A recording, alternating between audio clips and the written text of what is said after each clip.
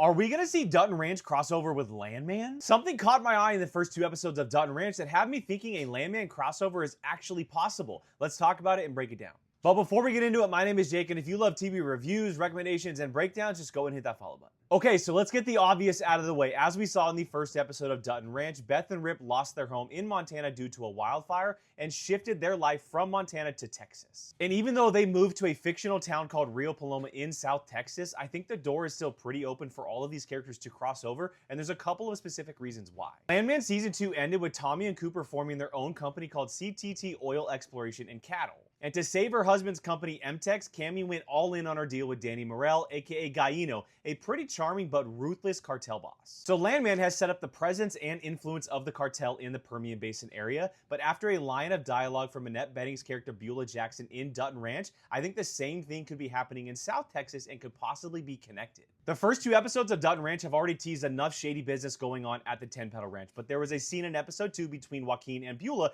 and Joaquin asked her if his father knows about everything that's been going on. And she responded by saying the day-to-day operations of our business are not his concern, the ranch is my dominion, not his. Combining that with everything that took place in the first 2 episodes, plus the fact that Rio Paloma is on the border, it sure as hell sounds like the 10 Pedal Ranch is connected to the cartel. Now, I'm not saying that Gallino is this mystery father figure. That wouldn't really make sense with everything we know about him, but who's to say that this person isn't working for him or possibly running a rival cartel? Also, with this series now based in Texas and it all about ranching, it would be a pretty fun way to use that cattle part of Tommy and Cooper's new business. I'll be honest, I'm pretty split on this. I don't really know if it's necessary, but if they ever actually wanted to do it, the door has absolutely been left open.